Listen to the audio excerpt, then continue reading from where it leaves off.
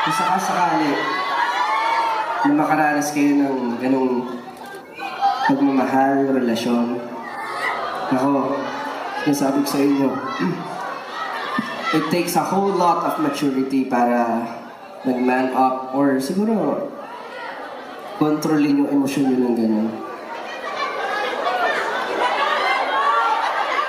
Sa totoo lang, kung sakasakali man na kayo ikalimutan ako, ihahatid ko pa kayo sa mga bias nyo, mga hayop kayo.